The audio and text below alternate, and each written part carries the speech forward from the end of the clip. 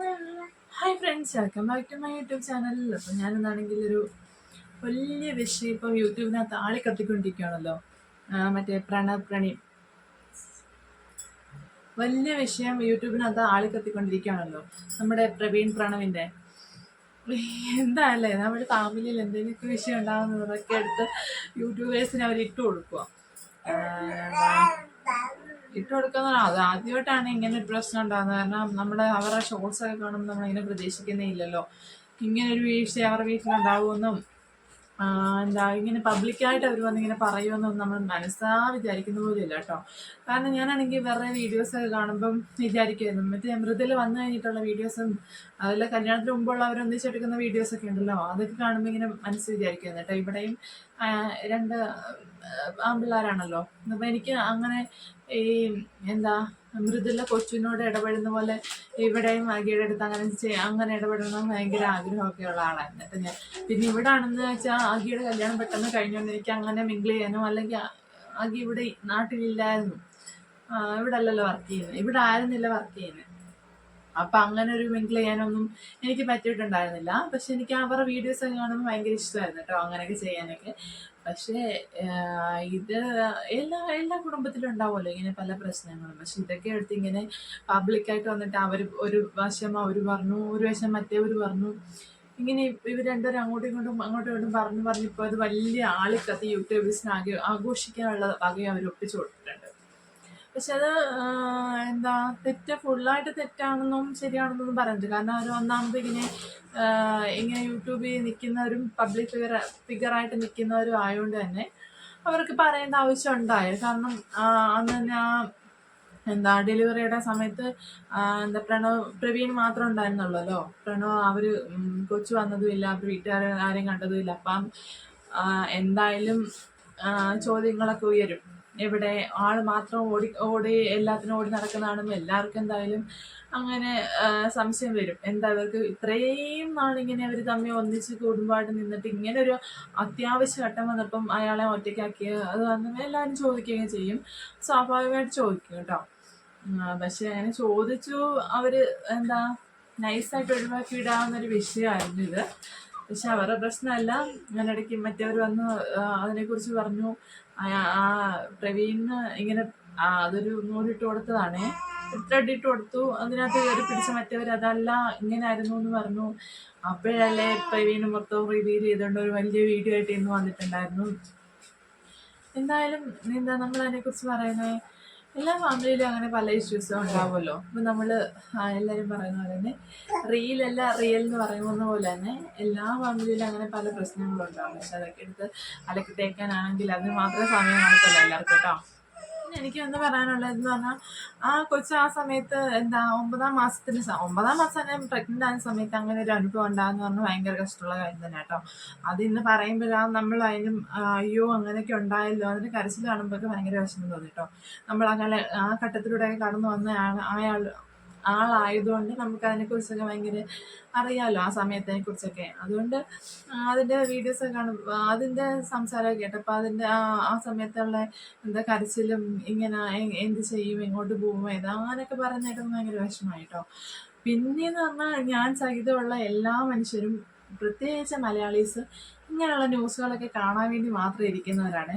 കാരണം എന്തായാലും അവർ ഇന്നലെ ആ വീഡിയോ ഇട്ടപ്പോൾ, കൊച്ചു ആ വീഡിയോ ഇട്ടപ്പം യൂഷ്വലി എല്ലാവർക്കും അറിയാം എന്തായാലും പ്രവീൺ അതിന് എക്സ്പ്ലനേഷൻ കൊണ്ട് വരും എന്നുള്ള കാര്യം എല്ലാവർക്കും അറിയാമായിരുന്നു. അപ്പം എന്തായാലും എല്ലാവരും നോക്കിയിരിക്കേ പ്രവീണിൻ്റെ എക്സ്പ്ലനേഷൻ. അപ്പം പക്ഷേ ഈ പ്രവീൺ ഇത്രയും ഡീപ്പായിട്ട് പറയുമെന്നൊന്നും വിചാരിച്ചില്ല കേട്ടോ. ഞാൻ ഇന്നലെ ആ കൊച്ചുവിൻ്റെ വീഡിയോ കണ്ടപ്പോഴും അങ്ങനെ വിചാരിച്ചില്ല പ്രവീൺ ഇത്രയും ഡീറ്റെയിൽ ആയിട്ട് അവരുടെ കയ്യിലുണ്ടെന്ന്. എന്തെങ്കിലും ഉണ്ടായിരിക്കുമെന്ന് എന്തായാലും അറിയാമല്ലോ, എന്തെങ്കിലും ഫാമിലി പ്രശ്നം ഉണ്ടാവും. പക്ഷെ ഈ സമയത്ത് ഇങ്ങനെ മാറി നിൽക്കും. ഇത്രയും നാൾ 7-8 മാസം ഒരു പ്രശ്നം ഇല്ലാതിരുന്നിട്ടും ഈ ലാസ്റ്റ് ഡ്യൂ ഡേറ്റ് അടുത്ത സമയത്ത് ആയപ്പോഴത്തേക്കും ഇങ്ങനെ ഒരു പ്രശ്നം ഉണ്ടാവുകയാണെങ്കിൽ എന്തായാലും ഉണ്ടാവുമെന്ന് അറിയാം. ഇത്രയും വലുതായിട്ട് ഉണ്ടാവുമെന്ന് വിചാരിച്ചിട്ടില്ല കേട്ടോ. ഇതിൽ പറയുന്നുണ്ടായിരുന്നു, എൻ്റെ തന്തയ്ക്ക് വിളിക്കുന്നുണ്ടായിരുന്നു, എൻ്റെ അങ്ങനെ അച്ഛനെ കുറിച്ച് പറയുന്നുണ്ടായിരുന്നു എന്നൊക്കെ പറഞ്ഞിട്ടുണ്ട് ആ വീഡിയോയ്ക്കകത്ത്. പക്ഷെ അതൊക്കെ ഭയങ്കര പാടാട്ടോ. എനിക്കാണെങ്കിൽ അത് ചിന്തിക്കാൻ പോലും വരുന്നില്ല. എനിക്കാണെങ്കിൽ എൻ്റെ അച്ഛന് തമാശയ്ക്ക് പോലും ആരെങ്കിലും പറയുന്നത് എനിക്ക് ഇഷ്ടപ്പെടത്തില്ല കേട്ടോ. അങ്ങനെയുള്ള ഒരാൾ കേൾക്കുമ്പം പെട്ടെന്ന് പിടിക്കും കേട്ടോ ഇങ്ങനെയുള്ള കാര്യങ്ങളൊക്കെ. കാരണം ഒന്നാമത് ഭർത്താവിൻ്റെ വീട്ടിൽ വന്നിട്ട് ഭർത്താവിൻ്റെ അനിയനാ അങ്ങനെ പറയുന്നത്. അതുമല്ല അവർ തമ്മിലുള്ള ബോണ്ടെന്ന് പറഞ്ഞാൽ നമ്മളെല്ലാ വീഡിയോസിനകത്തും കാണുന്നതാണ് അവർ തമ്മിലുള്ള ബോണ്ട്.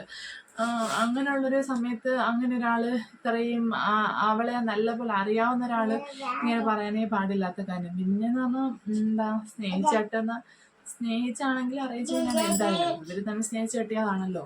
സ്നേഹിച്ച് കെട്ടുമ്പോൾ അതിൻ്റെ അങ്ങനെയുള്ള വാക്കുകളൊക്കെ അവരുടെ വായിൽ നിന്ന് വീരാം. അത് നമ്മളിങ്ങനെ ആലോചിച്ച് ഞാനും അങ്ങനെ ആയതുകൊണ്ട് എനിക്കറിയാം അങ്ങനെ തന്നെ നമ്മൾ ആലോചിച്ച് തന്നെ ജീവിക്കണം എല്ലാ കാലം. ജസ്റ്റ് ഒന്ന് കറണ്ട് പോയിട്ടോ എനിക്ക്. അപ്പം നമ്മളെന്താ പറഞ്ഞേ, അപ്പം എല്ലാ കുടുംബത്തിലും എന്തെങ്കിലുമൊക്കെ ഇങ്ങനെയൊക്കെ പ്രശ്നങ്ങൾ ഉണ്ടാവുന്നേ. അപ്പോൾ അതൊക്കെ വന്നിട്ട് നമ്മൾ യൂട്യൂബിനകത്ത് അലക്കാൻ വന്നാൽ ബാക്കിയുള്ള യൂട്യൂബേഴ്സ് എല്ലാം കൂടെ എടുത്ത് അലക്കി തേച്ച് മടക്കി പെട്ടിയിലാക്കി എടുത്ത് വെക്കും. അപ്പോൾ അതിനുള്ള അവസരങ്ങൾ ഇനിയെങ്കിലും അവർ കൊടുക്കാതിരിക്കട്ടെ എന്നുള്ളൂ എനിക്ക് പറയാനായിട്ട് അതിനെക്കുറിച്ച്. കാരണം എല്ലാ കുടുംബത്തിലും ഇങ്ങനെ എന്തെങ്കിലുമൊക്കെ അല്ല എല്ലായിടത്തും ഉണ്ട് ഇങ്ങനെ.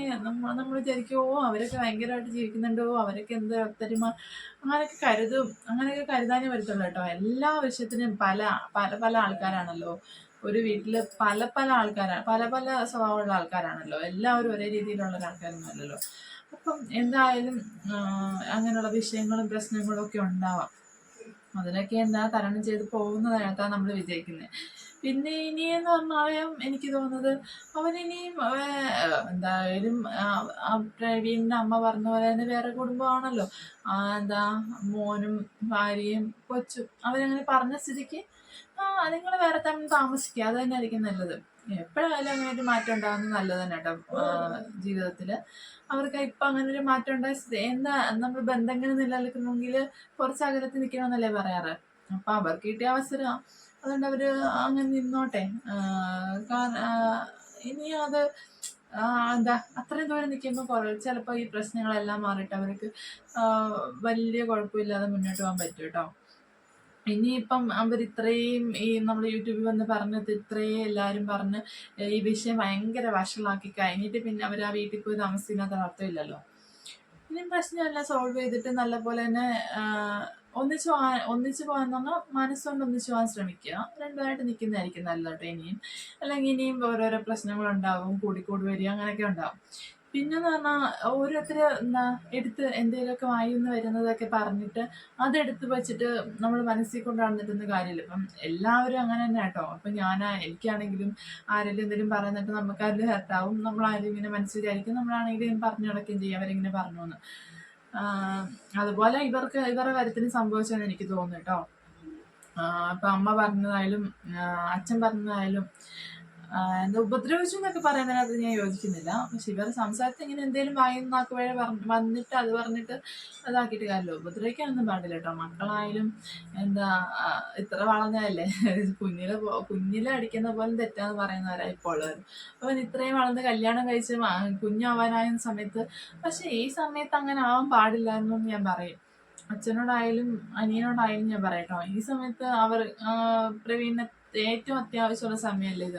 അപ്പൊ ഈ സമയത്ത് നിങ്ങളിങ്ങനെ അടഞ്ഞാൽ എന്താ അയാൾ തന്നെ പറയുന്നുണ്ട്, ഞാൻ ഒരിക്കലും ആ സംഭവം മറക്കുന്നില്ല. കാരണം അയാൾ മാത്രം ആ എസ്റ്റേറ്റിൽ നമുക്കറിയാം ഹോസ്പിറ്റലിൽ അത്രയും ഭയങ്കര ബുദ്ധിമുട്ടാട്ടോ. ഒന്നാമത് അവിടെ എന്താ ഗവൺമെന്റ് ഹോസ്പിറ്റലാകുമ്പോൾ, പ്രൈവറ്റ് ആകുമ്പോൾ നമ്മളൊന്നും അറിയുന്നുണ്ടാണെങ്കിലും പറയുന്നത്, ഗവൺമെന്റ് ഹോസ്പിറ്റലാകുമ്പോൾ അത്രയും ബുദ്ധിമുട്ടാണ്. നമ്മൾ അവിടെ അത്രയും ബുദ്ധിമുട്ട് അനുഭവിക്കേണ്ടി വരും.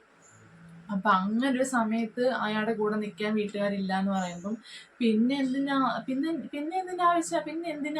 വീട്ടുകാർ നമുക്ക് ആവശ്യമുള്ളപ്പോഴാണല്ലോ നമുക്ക് ആൾക്കാർ വേണ്ടത്. നമുക്ക് ആവശ്യമില്ലാത്തപ്പോൾ എന്തിനാ ആൾക്കാർ, അയാൾ അങ്ങനെയൊക്കെ പറയുന്നതിനകത്തൊക്കെ അർത്ഥമുണ്ട് കേട്ടോ.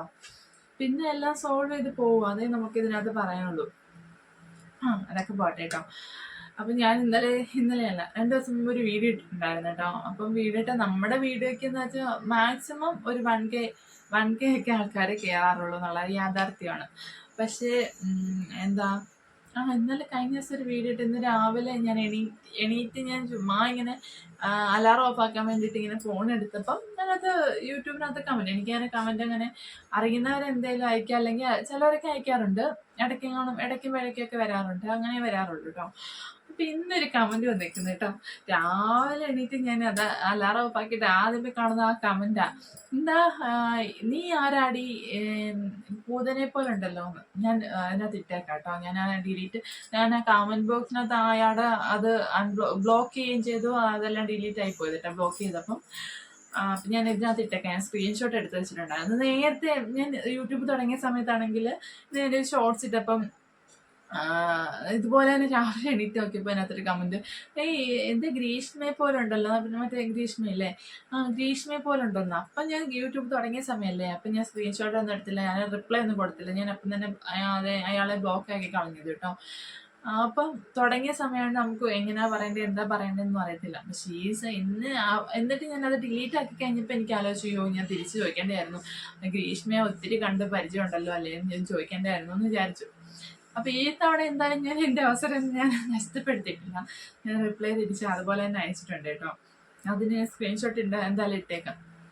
എന്താല്ലേ, ആകെ നമുക്ക് ഇത്ര പേരെ കാണുന്നുള്ളൂ. അതിനകത്ത് ഇങ്ങനെയുള്ളൊരു കയറി കണ്ടിട്ടാ അയാളാണെങ്കിൽ വീഡിയോ പോലും കണ്ടിട്ടില്ല ഞാൻ ഇട്ടേക്കുന്ന ഒരു ഫോട്ടോ.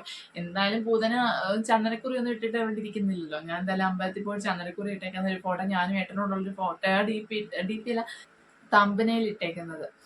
ആ തമ്പനയിൽ കണ്ടിട്ടാ അയാൾ ഈ പറയുന്നത്. എന്തായാലും എന്തൊക്കെ മനുഷ്യരാ.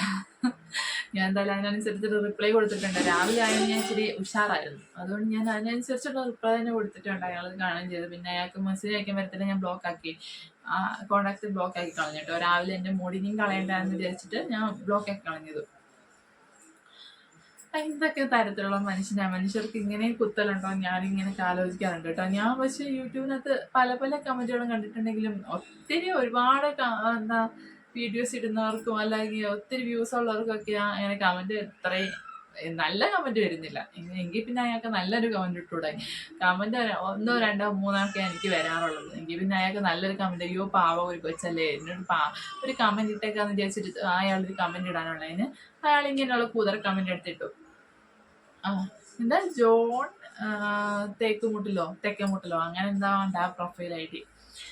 എന്തായാലും അയാൾ ഇട്ട് സഹായിച്ചു. അപ്പൊ ഇത്രേ ഉള്ളു കേട്ടോ. ഇത്രേ ഉള്ളു ഇന്നത്തെ വീഡിയോ. ഞാൻ വെറുതെ ഒരു ചിറ്റാറ്റ് വീഡിയോ ആയിട്ട് ഇറങ്ങുന്നേ ഉള്ളു കേട്ടോ. എങ്കിൽ അടുത്ത വീഡിയോ കാണുന്നവർ ta-ta bye bye, see you. പിന്നെ സബ്സ്ക്രൈബ് ചെയ്ത് കാണുന്നവരൊന്നും സബ്സ്ക്രൈബ് ചെയ്ത് സപ്പോർട്ട് ചെയ്യണം കേട്ടോ. ലൈക്ക് ഷെയറും കമന്റും ഒക്കെ ചെയ്യണം. ഇങ്ങനെയുള്ള കമന്റ് ഞാൻ പ്രതീക്ഷിക്കുന്നുണ്ട്. Okay, Tata bye by.